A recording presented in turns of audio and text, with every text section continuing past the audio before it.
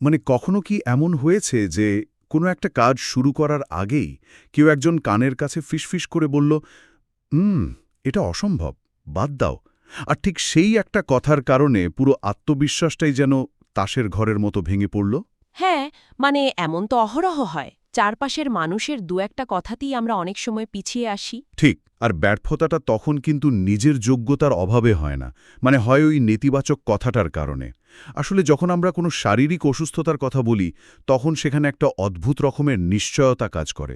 ধরুন কারো হাত ভেঙে গেল, তখন এক্স-রে রিপোর্টে সেই ভাঙা হাড়ের স্পষ্ট একটা সাদা এবড়ো-খেবড়ো দাগ দেখা যায়। একদম।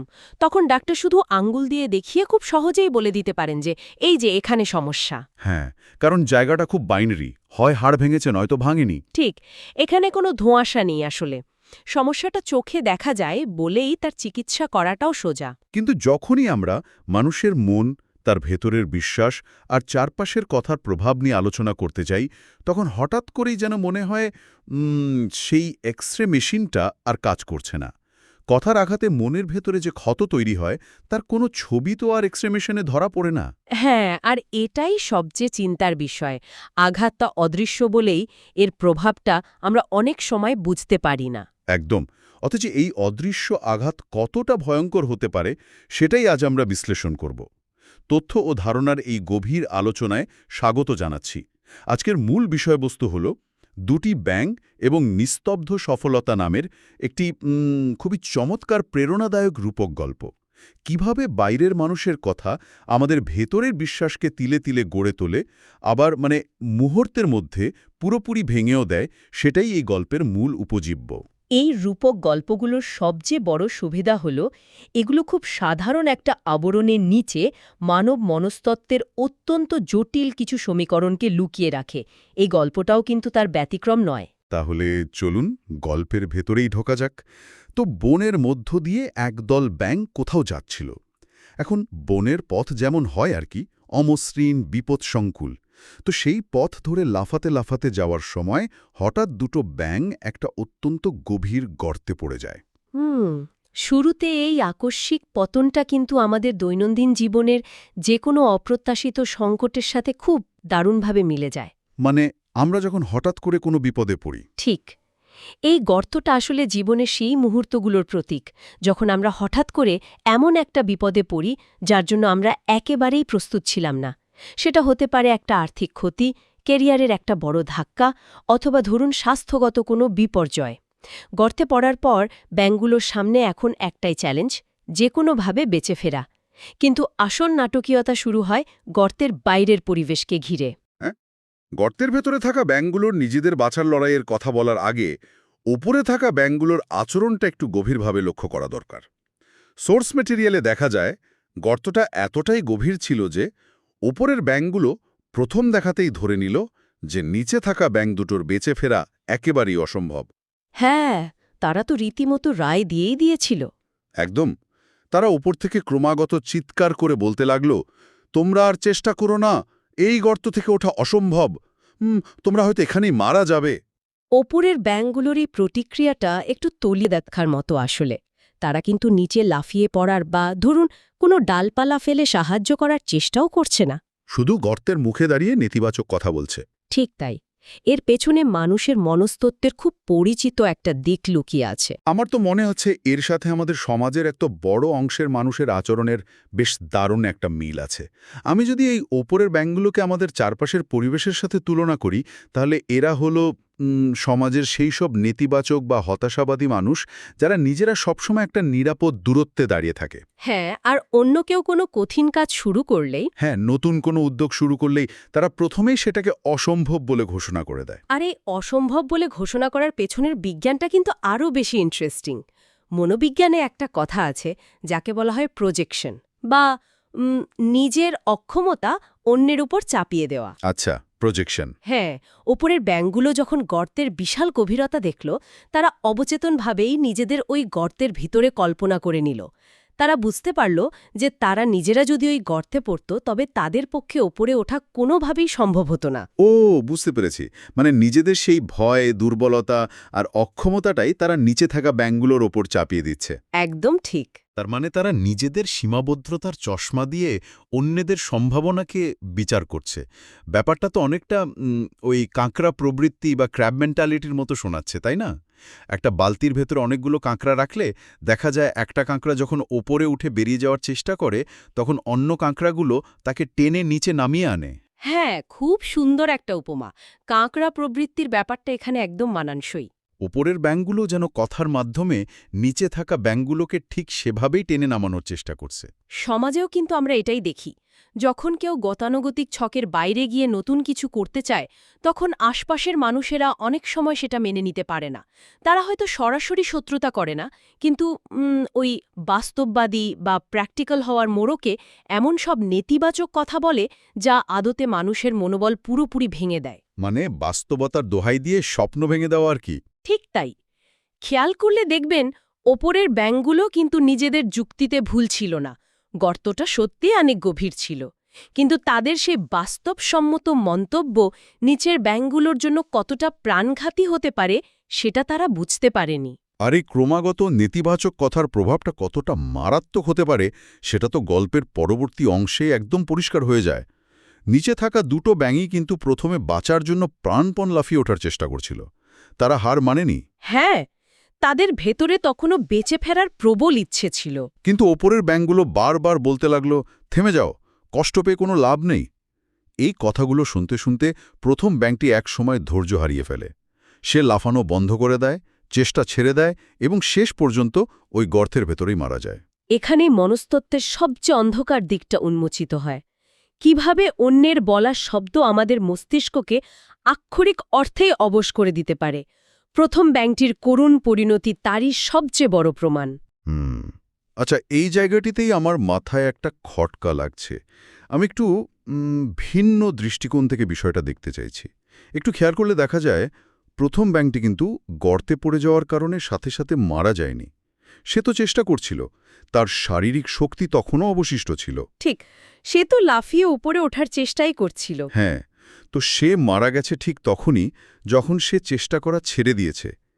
এর মানে কি এই দাঁড়ায় না যে ওই গর্তের গভীরতার চেয়েও ওপরের ব্যাঙগুলোর ছুড়ে দেওয়া নেতিবাচক কথাগুলো অনেক বেশি প্রাণঘাতী ছিল? মানে গর্তটা তাকে মারতে পারেনি, তাকে মেরেছে ওই শব্দগুলো। ওয়াও! এই প্রশ্নটা কিন্তু আলোচনার মোড় পুরোপুরি ঘুরিয়ে দেয় এবং আমাদের মনস্তত্ত্বের আরও অনেক গভীরে নিয়ে যায়। নেতিবাচক কথাগুলো কিভাবে কাজ করে সেটা বুঝতে হলে আমাদের একটু স্নায়ুবিজ্ঞানের দিকে তাকাতে হবে। আচ্ছা, স্নায়ুবিজ্ঞান বা নিউরোসায়েন্স এখানে কি বলছে? যখন প্রথম ব্যাঙটি বারবার শুনছিল যে তুমি পারবে না, তুমি মারা যাবে, তখন তার মস্তিষ্কের অ্যামিগডালা নামের অংশটি এই শব্দগুলোকে একটি চরম হুমকি বা থ্রেট হিসেবে গ্রহণ করে। এর ফলে তার শরীরে প্রচুর পরিমাণে কর্টিসল বা স্ট্রেস হরমোন নিঃসৃত হতে থাকে। ওহ, আর আমরা তো জানি যে স্ট্রেস হরমোন মানুষের যৌক্তিক চিন্তা করার ক্ষমতা একদম কমিয়ে দেয়। শুধু যৌক্তিক চিন্তা কমানোই নয়, মনোবিজ্ঞানী মার্টিন সেলিগম্যানের একটি বিখ্যাত তত্ত্ব আছে, যার নাম লার্নড হেল্পলেসনেস বা অর্জিত অসহায়ত্ব। অর্জিত অসহায়ত্ব ব্যাপারটা ঠিক কি?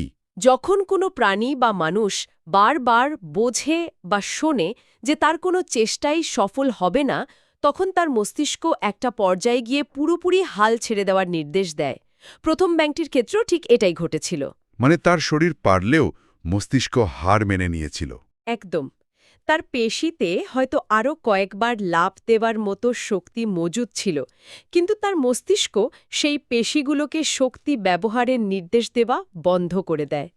বাইরের নেতিবাচক শব্দগুলো তার আত্মবিশ্বাসকে ভেতর থেকে পুরোপুরি ভেঙে টুকরো টুকরো করে দিয়েছিল। সিরিয়াসলি? তার মানে শারীরিক মৃত্যুর অনেক আগেই আসলে তার মানসিক মৃত্যু ঘটেছিল। বিষয়টা সত্যিই গায়ে কাঁটা দেওয়ার মতো। অন্যের বলো শব্দ আসলে আমাদের মস্তিষ্কে একটা অদৃশ্য দেয়াল তৈরি করে দেয়, যা টপকে যাওয়া শারীরিক সক্ষমতার চেয়েও অনেক বেশি কঠিন। একদম ঠিক বলেছেন। কিন্তু এই থিওরিটা তো দ্বিতীয় ব্যাঙটার ক্ষেত্রে খাটছে না। সেও তো একই গর্তে ছিল, গর্তের গভীরতাও একই ছিল, আর ওপর থেকে আসা একই নেতিবাচক চিৎকার সেও ফেস করছিল।